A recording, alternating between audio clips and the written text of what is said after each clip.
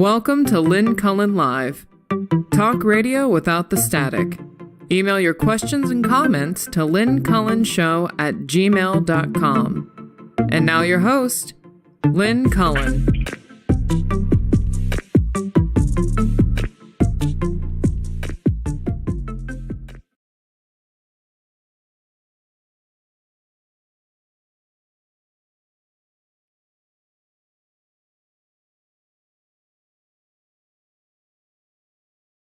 Lynn, are you there?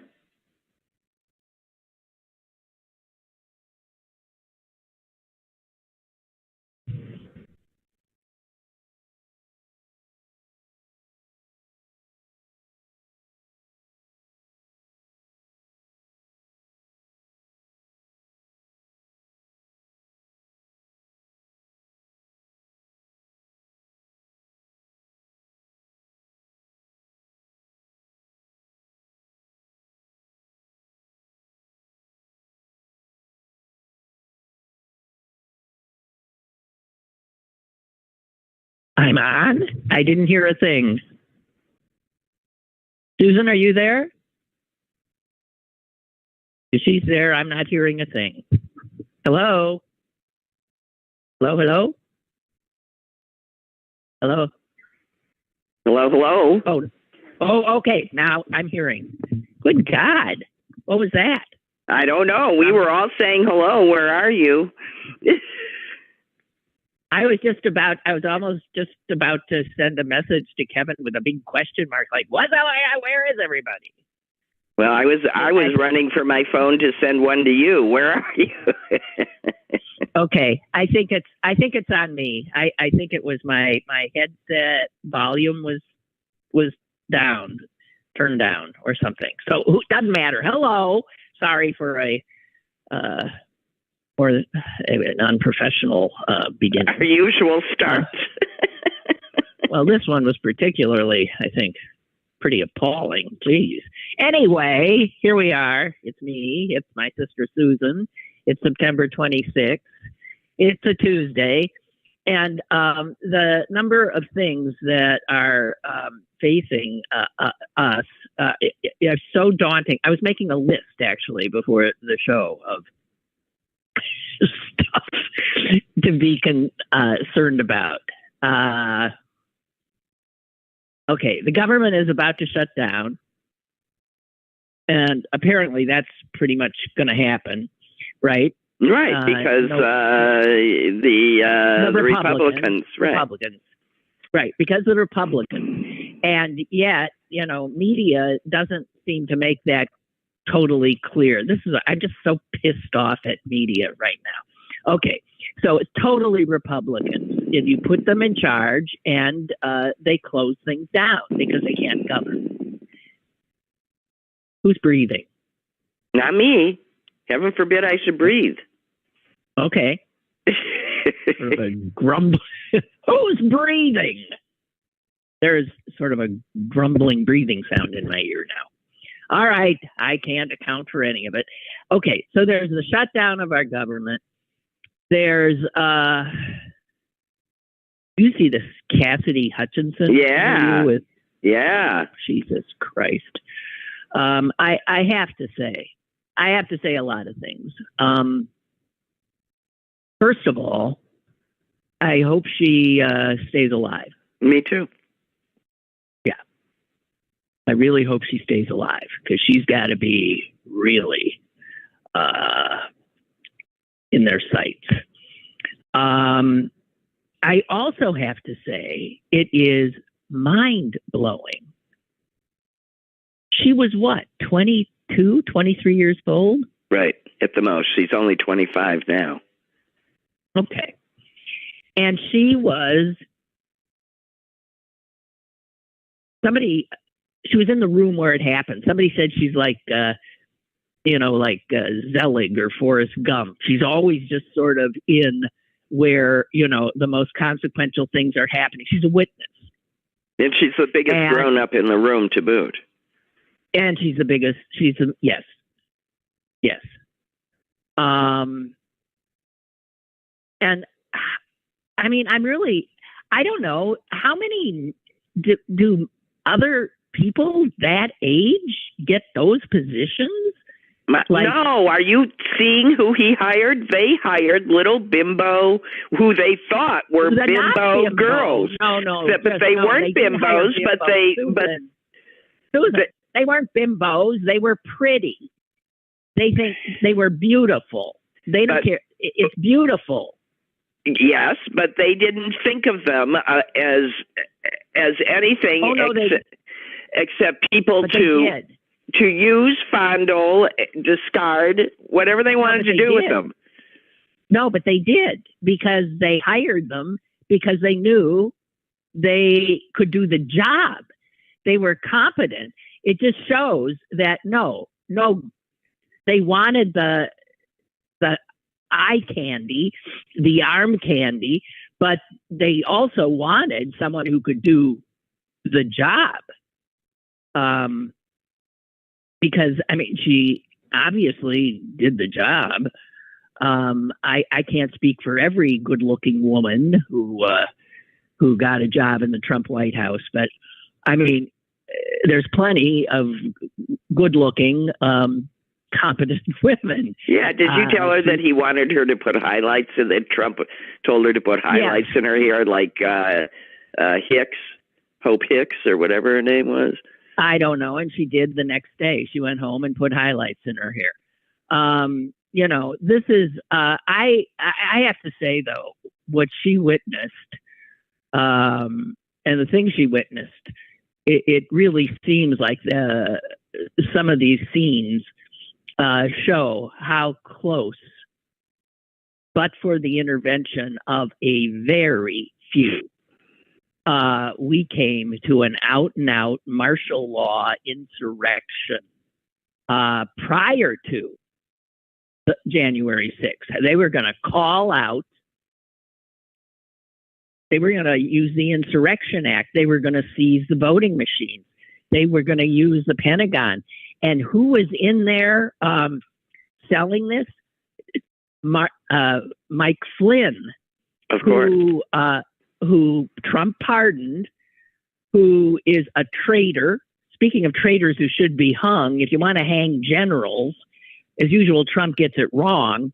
He's calling for, the execution of General Milley, who also was one of the people in that circle that stood in between these fascists and our democracy.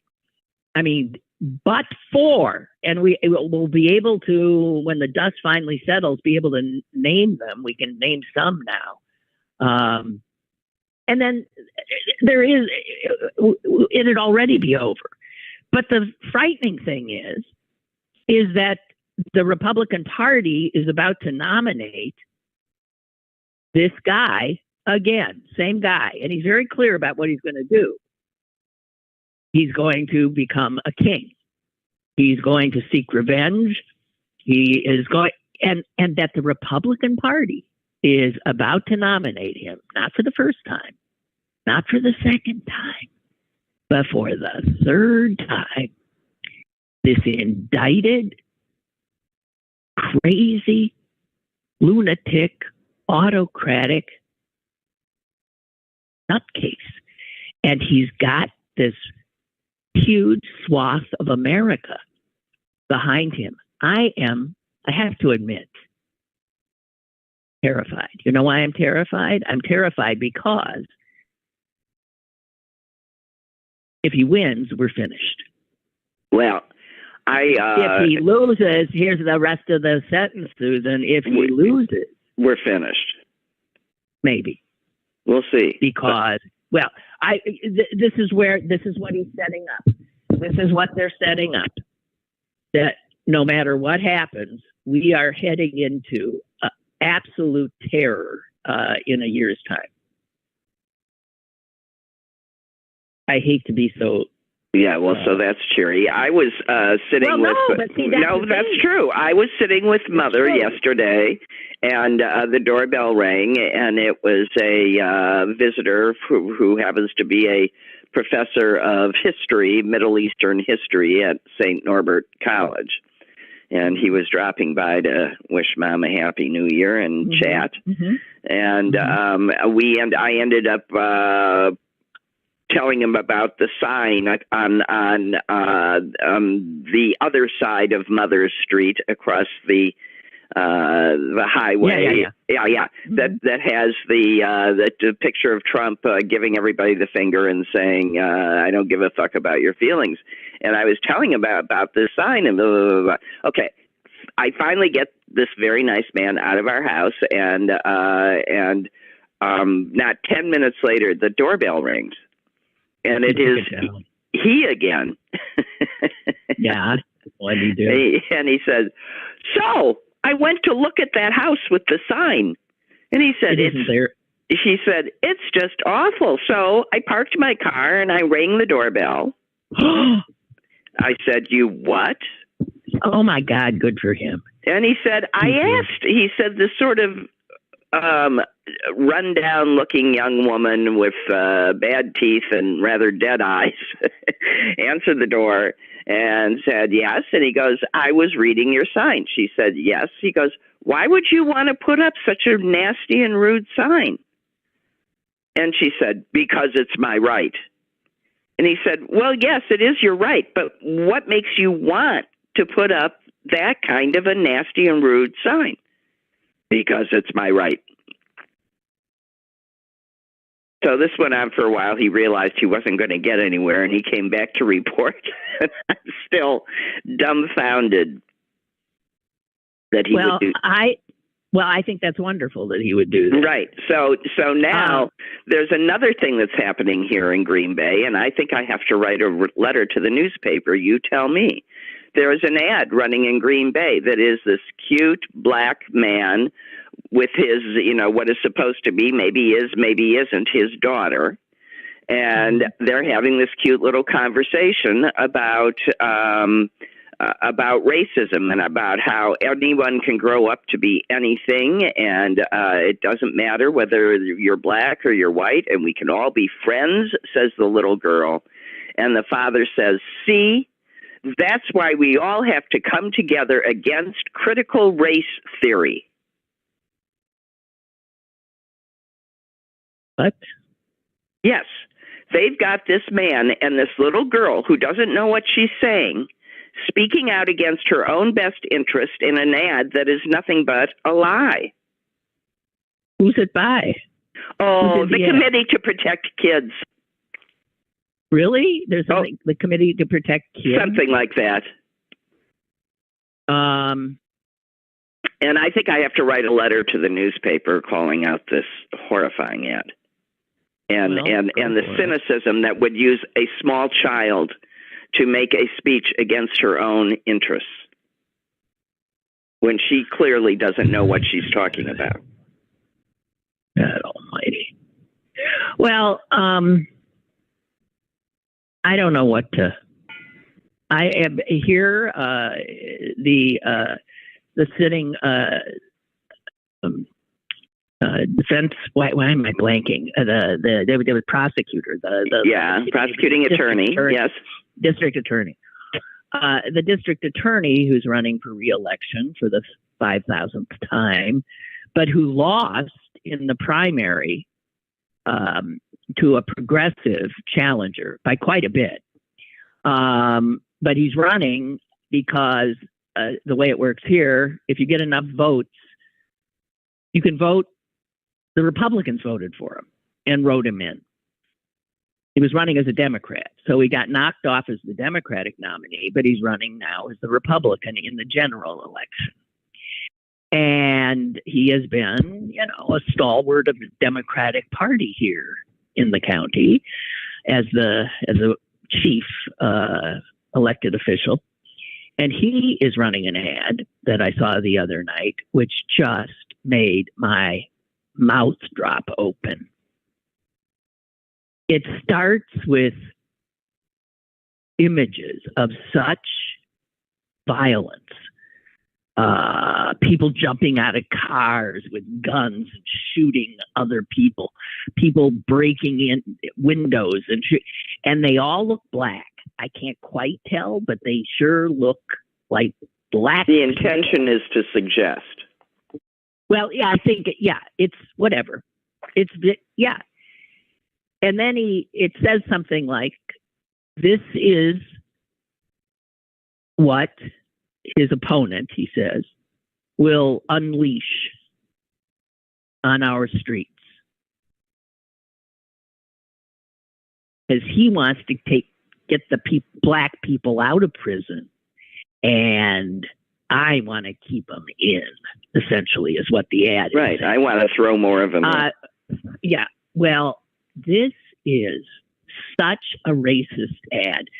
I was stunned.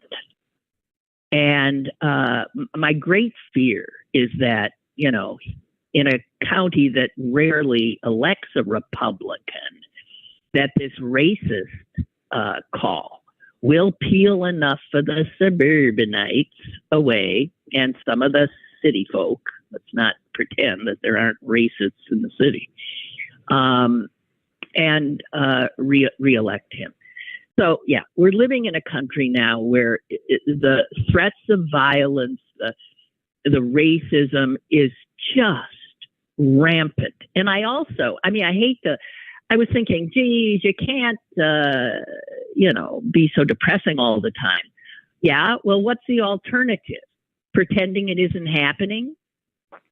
I mean, either get serious and see what's happening, and it also doesn't do any good to sit here and just wring our hands and talk about it either. No, we actually have to do something. People have to act. We have to make sure that we're voting, that we're getting other people to vote. The least of it. The least of it. The single most important thing, however, is voting. Yes, everybody can do that. But every person has to stop being quiet. Right. Well, and that's why I'm thinking somebody's got to write a letter about this ad and just. Well, then you write the letter. Yeah. And the fact that Professor Kramer, I'm assuming, yes, went to that door and knocked on it is another such act.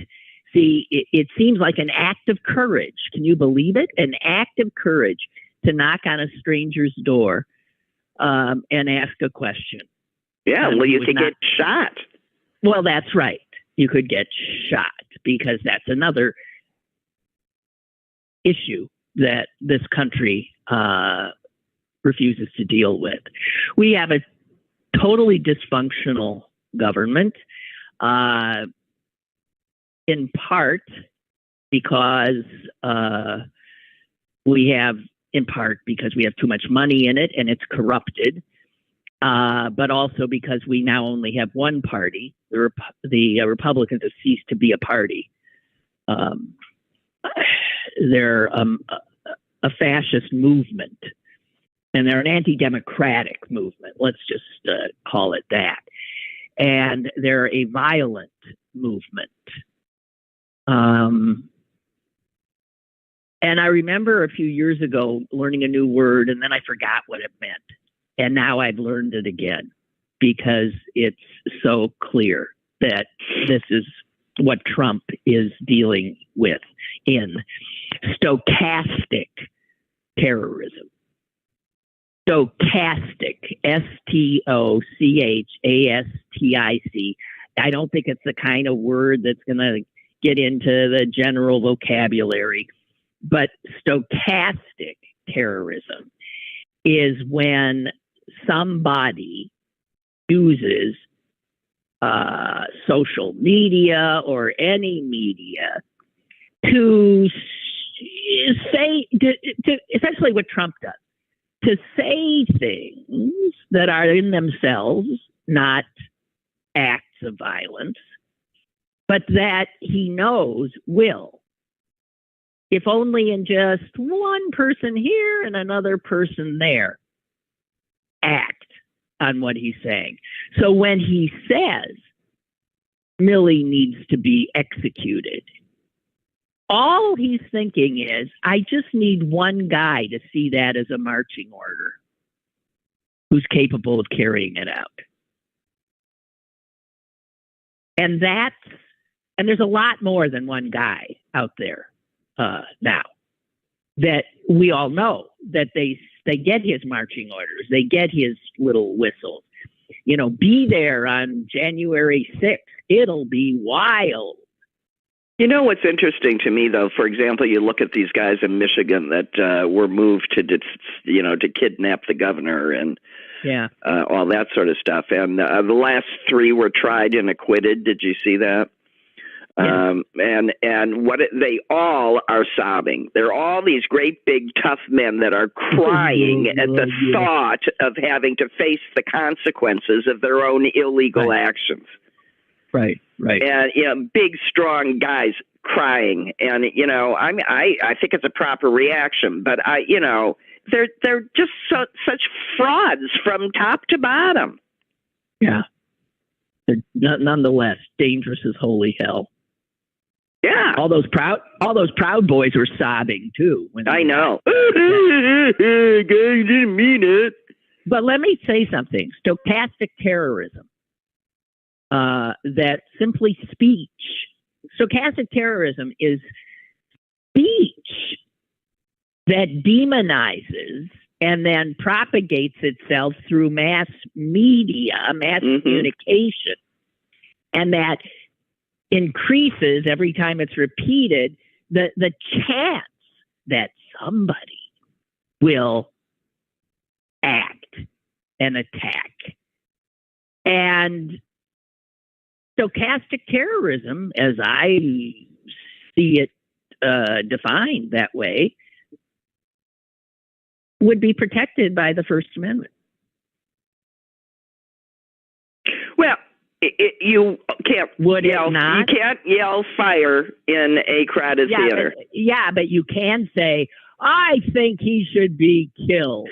Well, let me just say that it depends on who the person is and whether there's a history of people doing what he says to do. Well, we'll see. So, in that regard, Donald Trump should have fewer First Amendment rights than you or me. That's right.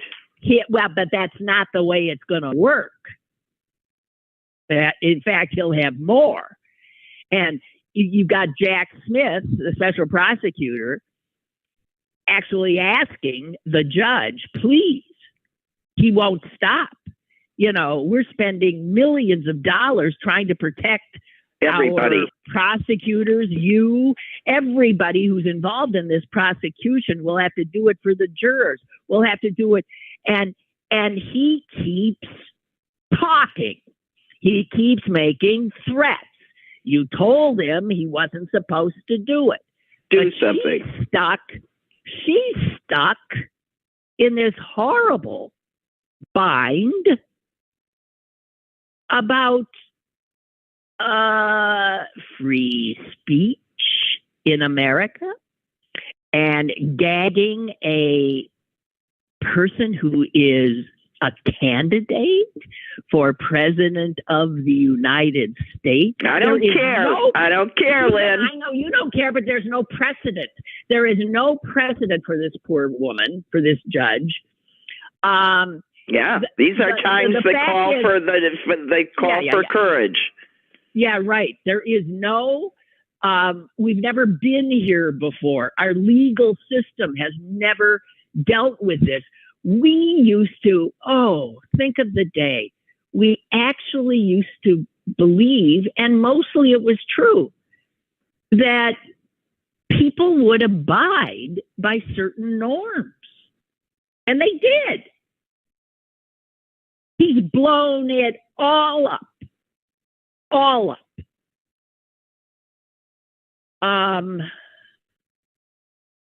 So I don't, and then whatever she orders will be appealed, right? It all depends on who gets the case. Will it be one of the appeals courts that he packed? Now, sometimes that hasn't worked for him because he's such an outrage. But when it comes into territory where the legal system has never trod before, then I think judges probably get a little queasy. I don't know. But I think we're about to get ourselves into territory that in our wildest nightmares we couldn't have imagined.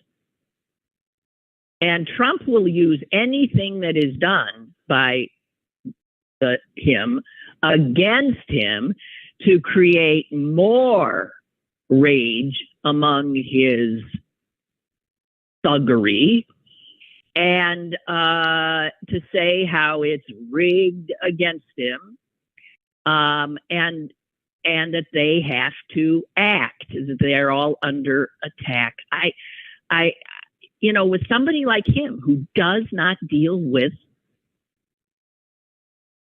any of the rules or norms, it becomes, obviously, we can see this now, almost impossible to fight him. Our last line of defense now is our legal system. And it is stressed beyond belief. And his thugs are out doing what he's told them to do. And the terror is palpable now. Yeah.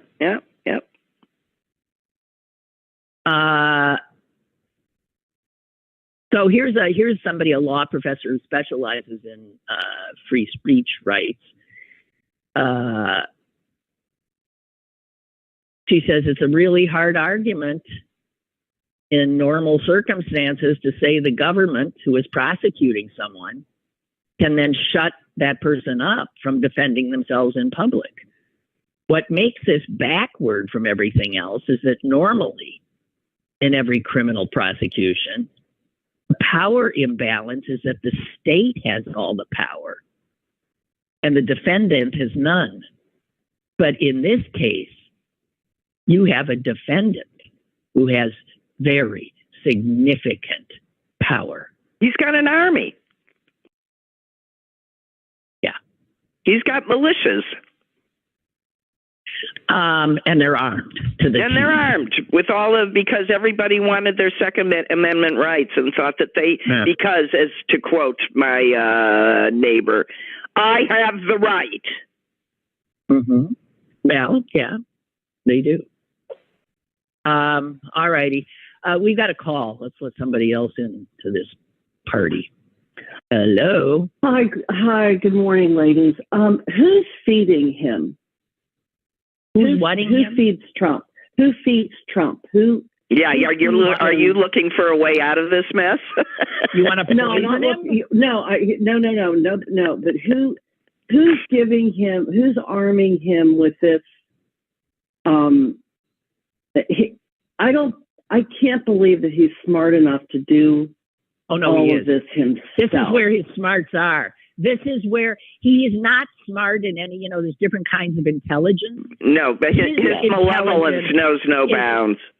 His kind of intelligence is this, it's just so creepy, but it's knowing. I mean, he learned it actually, really got it totally together when he became a reality television star. Seeing how you manipulate people and how, truth doesn't have any standing at all. Then he gets the power of the presidency and he sees what that gives him. He does get that he has this power, and he also gets that he's in jeopardy of losing not only his power, but his freedom. And he's truly, I'm not saying he doesn't have people whispering in his ear, because he does. Right. But believe me, he's I can't believe that we are not smarter than he is. I just can't. It's not a matter of smart. I think here's the problem. We are playing by the rules. He is not. It's not a matter of smart at that point. It's a matter of how can we win then if no rules apply to him? If after the final whistle blows, he keeps playing and insisting that, you can't, he simply, and the weird thing is he has, I think the most astonishing thing is seeing the millions upon millions of people who have just ceded their own free will and their brains and judgment to this crazed buffoon. It's just astonishing. It will be. I don't know if he is elected. Partly, I think we have ourselves to blame because we let it happen in 2016. Yeah. But it's just so frightening, and when you can't, and just like the neighbor said, it's my right. You cannot get through to that. You cannot get through to that. And I live with people who believe, and you cannot get through. You cannot break through. You can't. I'm waiting for the Supreme Court to say that shooting a bullet is free speech. Aren't we getting close? Aren't we getting close to that? That's what stand your ground is. You have the right to express your fear by just killing anybody that's standing in front of you. Well, he said he could stand on Fifth Avenue and shoot somebody and not get punished. That's true. That's about right. And it turns out there. We are there. He can stand on Fifth Avenue and take the country down. And and Cassidy Hutchinson was right. She was very courageous. And you have to, she is so young. She's not 30 years old. She's younger than my kid. The baby. Yeah. But what she had the courage to do, and they're gutless, ballless. They have no spine, none of them. They have nothing. They're shallow. They're hollow people. They just have nothing. And it's just so sad. It's just terribly sad, terribly, terribly sad. But, we just have to keep working for the good. We really do. Thank you. Thanks, Lynn. Thank you. Bye-bye. Bye, Susan. Bye. Bye. Bye. Milton says, being that General Milley is a material witness in both the Fannie Willis case and the January 6th case, is he? Really? I don't know. I don't know. Isn't Trump's most recent act of stochastic care a direct violation of both judges' orders concerning witness tampering? Shouldn't a major gag order be appropriate if a temporary remedy? I don't know if he's a witness. He has certainly intimidated other witnesses. There's no doubt of that. But how do you enforce the gag order? And if you enforce, here's why I say, if somebody has this army of armed thugs who have shown they're willing to act, and you try, the law tries to do what the law would do with anybody else and put him in jail. Yeah, that's where he goes. Put him in jail. Yep. Can you imagine what? We got to stop saying this. He is a citizen of the United States, and it doesn't matter whether we can imagine it. It should happen. He's just a guy, and we're all sitting there going, "Ooh, but how can we do that to him when we would do it to any other person in this country? We got to stop it. We got to stop talking like this. He did it. Let's punish him and get on with our lives." Well, that sounded real easy, Suze. Well, but I'm serious. Why we keep only thinking of reasons why you can't enforce the law against him. That's not true. You can enforce the law against him. You just have to do it. Yes, but I would think that those who are being more careful and thinking of consequences are not necessarily incorrect, because we've got a fire burning here. And I guess it depends on when you want to throw more gas on it. But you have all the Republicans now pretty much refusing to in any way condemn any of this. You have some of them actively going beyond what joining him in calling for. Somebody said that there's a senator running for re-election who used to be with the FBI, and he's got an ad out saying, "I was in the FBI, and I can tell you it is corrupt. It is this, it is that," and totally feeding into the deep state thing. And he knows it's not, this guy knows that's not true. It's not what he felt when he was running. He used it. I'm saying they are so gone. They're frightened. Gone. They're frightened he'll come for them. More courageous people. Yeah. It just has to stop at some point. Mm-hmm. Because the only thing that is allowing him to keep being the bully he is that we are all cowering. Well, Suze, I don't think everybody's cowering. I don't think Jack Smith is cowering. I don't think Judge Shutkin looks like a kind who's cowering.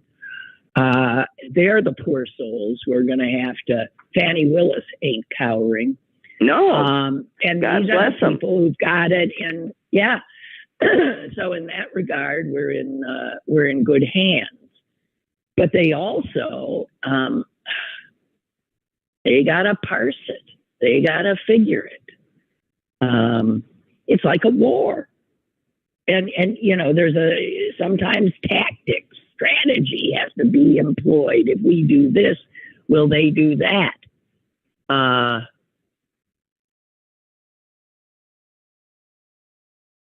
Barbara said it's Congressman Mike Rogers who's now running for the Senate in Michigan who said that the Justice Department is politically motivated.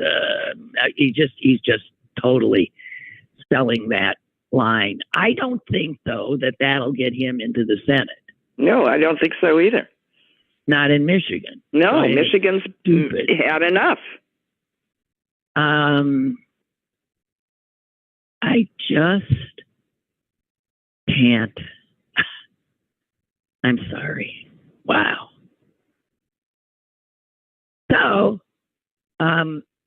we got a caller? Okay. Yeah. Come on in. Hello. Hello. Hi. Hello. Hi. Hi. Hey, I totally agree with Suze, your friend there, Lynn. All these thank you, but these words we're calling the Republicans spineless, ballless, cowardless. Democrats are just as bad, because he should have been in jail on January 7th. Merrick Garland, I blame the Justice Department, our Democratic, I blame them for not acting. Why didn't they act? It's too late now. He's on a roll, and he's going to be the nominee. And I'm sorry, I hate to say this, but Biden is not going to beat him. The Democrats need to get some guts too.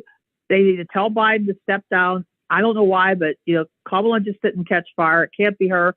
Shapiro has got to step to the plate. He could be. Okay, I believe Jew. That. You're going to run a Jew against these fascists. Okay, yeah, right. Well, a little-known Jew. Well, he's very popular. I know he's popular right now, but he's just new on the scene for the national. As well as it's not a national; it's a state-by-state election. Pennsylvania is important, and Shapiro will win the states that we need to win. And you don't blame Merrick Garland for this as much as I do. No, I don't. He was cautious. He was known as a cautious man. He was worried about playing. Yeah, well, here's where his worry.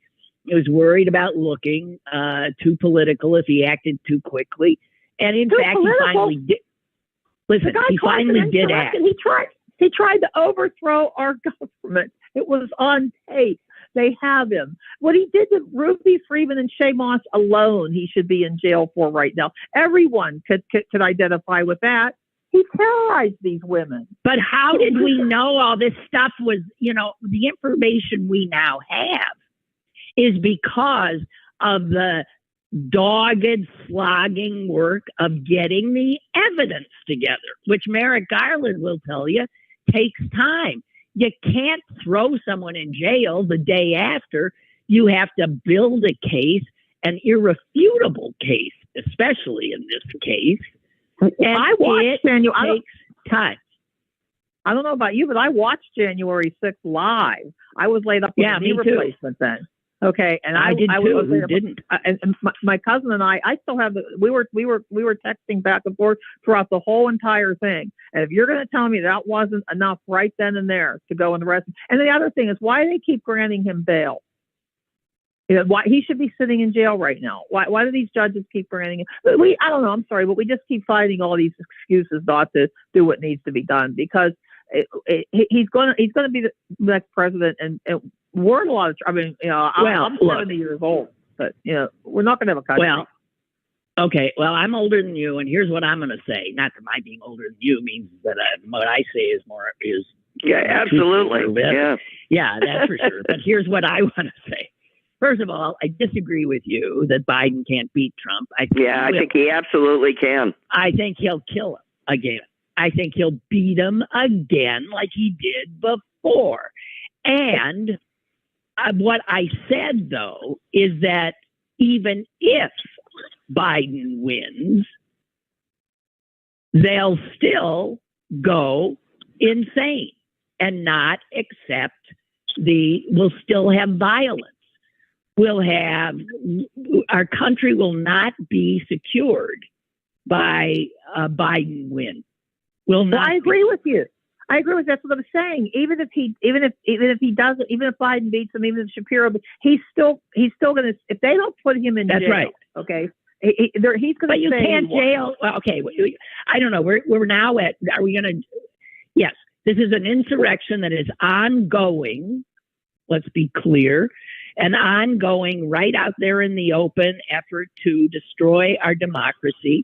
You've got an entire part of the legislative branch. You've got portions of the Supreme Court that are in on it.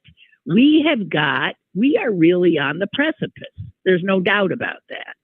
Okay, well then why did they grant him bail? Nobody answers that. Why did they grant him bail? Well, you have a right under the legal system to do it, and if they don't grant him bail, then he has a right to appeal all that, and then it just keeps going on, and he would probably win because he's not going to skip out. He's not going to run away from what he wants so badly, and those are all the things that a judge has to consider. You can't just you can't treat him worse than you would treat anybody. I would just like him to be treated as the same. Look, I just saw a story the other day. A woman who was selling prescriptions for her dog Xanax was not granted bail. She's sitting in jail now. Obviously, this woman has a drug problem and needs to be treated. She shouldn't be sitting in jail, but she was not granted bail. Okay, but this guy is for trying to overturn the country. I tried, I'm sorry, but the justice system, I have lost faith in. Well, try and hang on. It's all we got. Yeah. Don't join. That's what they want. It plays into it. That's what Trump is sowing. Don't lose faith. It's the only thing we've got right now. I will agree with you. It's all we've got because you're not going to get through. Well, then don't lose faith. Don't. Well, I mean, you can lose faith in certain justices. God knows I don't have any faith in certain justices. But we got to believe the system, by and large, will hold. And thus far, it has. Well, it has. I hope so. Okay. I would dial down your anxiety just a tad. Sorry. You got to remember to continue to assume that you can't win if you think you're going to lose. So, I've been like this since 2016 when he won. I know it's been tough, but hang on. I never got over it. Listen, speaking of Xanax, how much are you on? Me, I need it. Yeah, I understand why the woman was stealing the dog's Xanax. I understand. I do too. It's hard. It's easier for the dog to get. She's probably watching the news. Well, yeah, or listening to me. Thank you. Thank you. Okay. Bye. Bye. Bye. Oh dear. So I don't know what to say. Yeah, well, it's scary. We're all scared, and that's the proper way to feel. But you don't go hiding. We got to get up and fight. That's right. We're just a little sometimes unclear of how to do that. But one thing we do is you do it where you can. And I would argue that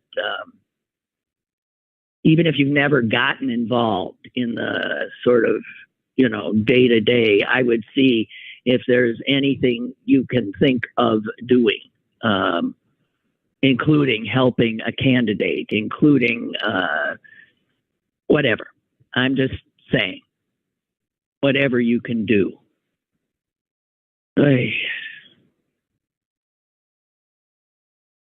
Every time I say "oi," we get another call. I know, it's like magic. I'm gonna oi. Hi. Okay. Hello. Go ahead. Hi. Hey, I think everybody needs to relax. Next year, there's two things are going to happen.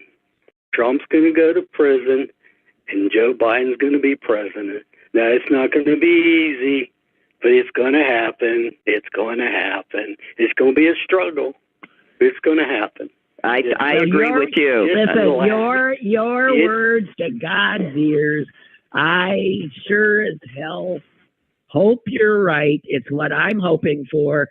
It's what I'm working for. And that is what we need to, keep our eye on. I agree with you. There's going to be a lot of violence. I do think that's going to that's part of it. You're right there. But I do believe that. I feel that way about it. We're going to see assassinations, and good people are going to be killed. Yeah. Good people are going to be killed.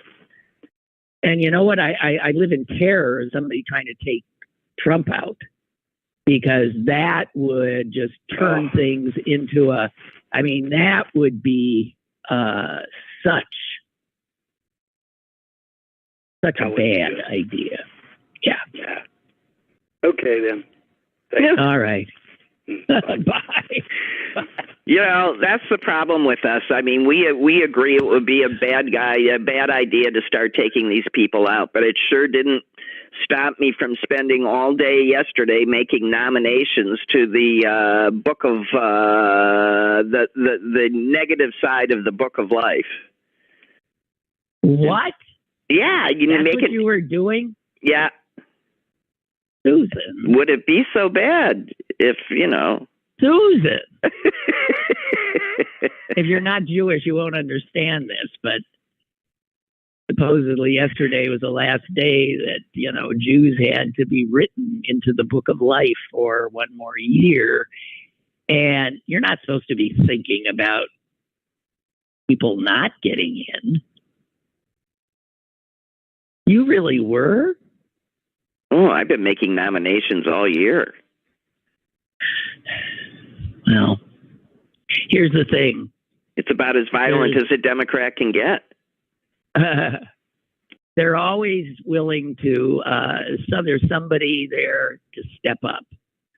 You know, like look at these clowns tomorrow who are, I guess, the ones who think they might get the nomination.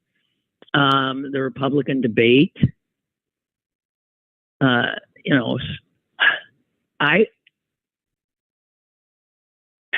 And then there's Newsom and DeSantis off having their own debate. Well, that's absurd too. Yeah, well, it really is. What do we care? I am so sick of these power-hungry media hounds. I don't know what we do. It's the age we live in. That this is how things get done. Social media. Gavin Newsom, so he's going to war with Ron DeSantis. What? At the behest of Sean Hannity? Right. Give me a break. Now, I'll tell you what. Newsom, between the two, I put my money on him to outsmart DeSantis, who, despite the fact that he went to all the right schools, seems to be a dunderhead to me. But Ron DeSantis ain't going anywhere. He's not going to be the president of the United States. No. He might have even made himself not be a repeat governor.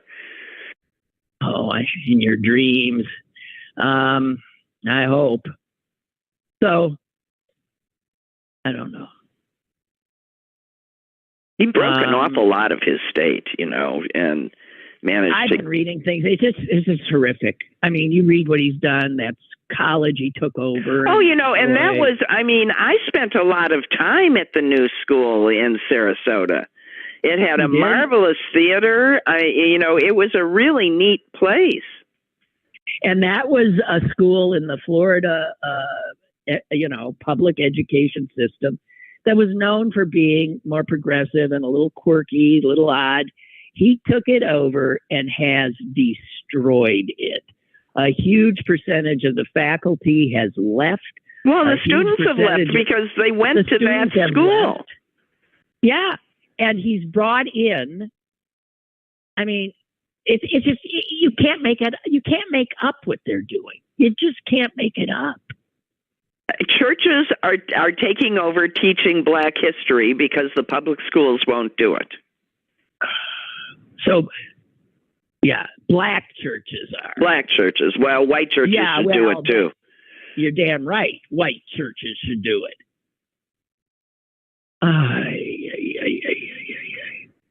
Okay, well, just let's change the subject just for a minute. I want to say that these reports that you get, I don't know if you do you get reports like probably at the end of the week pop up on your phone? For how much time you've spent on your phone? Or your device. Yes. I turned me off. I turned them off. It just, I don't want to know, and stop monitoring me. Really? You turned it off? Yeah. Because it was unsettling, right? Well, I know exactly how much time I spend on it. No, you don't know exactly. They know exactly. And they were telling you, and you didn't want to hear it. Well, here's the thing. When I have nothing else to do, that's what I'm doing. But when I'm busy, and I don't. And that I know. So the weeks when it's low, I know. Well, one of the reports came in. But low is, it's amazing. I just want to say it's amazing how much time. There's a reason that now most people, when you see them, have their heads down. People didn't used to have their heads down. People used to walk upright. They have their heads down all the time. They can be in restaurants. They have their heads down. They're walking across the street. They have their heads down. God forbid they're driving a car. They got their heads down. They're sitting at home. They got their heads down. They just wake up. They got their heads down. And we all do it. I'm just saying. And I find the compilation. But what it says is that we're living in this new world where everything is made available to us on this little device, which you can hold in your hand. So I saw the breakdown for me, because they break it down into how much time were you spent on social, looking at social media sites? How much time were you looking at news sites? How much time were you playing games? Right? Those were the three. Sure. And I'm glad to say that my biggest time is definitely news. It is where I get my news now, where most of us get our news, right? So a ton of hours a day. I think it was almost 3 hours a day news. And then there was about an hour and a half to 2 for social, which I'm thinking is Twitter, where I'm also looking for news and finding it less and less and less. But that is, I'm still finding some there. And then there's games. And that's the one I'm down on myself about, because I'm spending a lot of time, like an hour and a half a day playing games. Is that okay, you think? Oh, yeah. I mean, what are you going to do otherwise? Read a book. Well, yeah. I also read a book. But, I read my books on my device as well.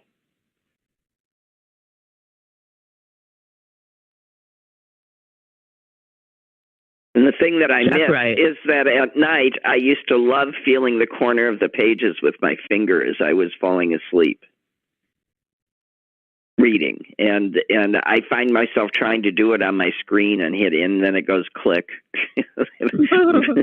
My fingernail on the screen. I don't want to. I'm old school. I don't want to read a book on the screen. So I read, I'm buying books left, right, and center. And I took a little hiatus and I wasn't reading as much, and I've just started up again. And it's a wonderful escape to read fiction if it's good. And then there's a lot of good books out there. I recommend them, no matter how you ingest it.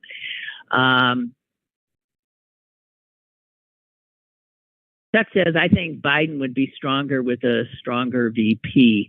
I don't think anybody gives a shit about VP, if you want to know the truth. Yeah, although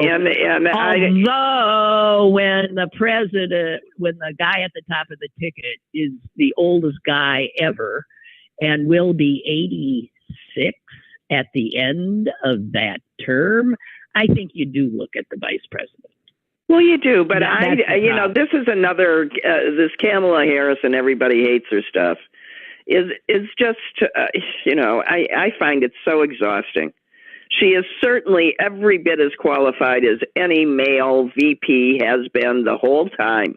And I don't know what sort of scale they're putting her on that's so different than what every other white guy had to do.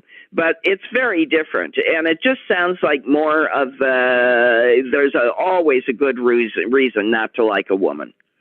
And there's no end of people especially a black woman and I've just seen that. Brown woman. Yeah, I've just had it. There's absolutely nothing wrong with her. She's just as qualified as everybody else, and get over it. And starting to fiddle with it just makes you look weak. It should just get over it. Yeah. I'm not wild about her, I have to say. And you know what? You know my big problem is with her? What? And it's totally petty. It's her voice. Well, you see, it's petty. That is just that's a totally misogynistic thing to say. Thank you for proving my point. That is not misogynistic. I can't stand a lot of men's voices either. There are people whose voices. I had trouble with Obama's voice. I have this thing where certain voices or the way people talk just sort of sets me off. Obama with his Sybil-esque used to just make me crazy. I loved the guy, but I couldn't. And Kamala Harris, I have trouble listening to her. So I don't want a president I have trouble listening to. But that's bullshit. I know it's totally bullshit. It would not have anything to do with my vote or anything. Listen, plenty of people hate my voice and always have. I understand that. No, I can't imagine. I think your voice is beautiful and sounds exactly like mine. Little higher. Yeah. And some people, that is the fact that we're human. We respond in these these sort of primitive ways. And part of that primitive way of responding is seeing a woman and thinking, no, that's not what a vice president looks like. That's not what a president looks like, right? That's what's going on when people struggle with that. I don't have that problem. And I just don't have it. No, I'm sorry. And I also, I fault Biden for not elevating her like Obama elevated him. Yep. And he did not turn around and do to her. Well, here's the problem with Biden. He's, and this is the only time you're going to hear me say this. He's an old white guy. And he has feelings about women the way most old white guys do. It wouldn't occur to him to elevate her and give her the stage. It just wouldn't. Well, I don't know. Well, it didn't. White man. Well, but who the hell knows? He gave her stuff to do, but all he ever threw at her was stuff that one knew what to do with. No. He gave her the fucking border. Which, by the way, is something that we as a country need to deal with. And we as the Democratic Party need to stop pretending is not an issue. God, it's just amazing. Don't get me started. I'm done. We're done. We are done. We are so done. So thank you, everybody. Thanks, Suze. Bye. Bye. I'll be back tomorrow, as far as I know. Toodaloo.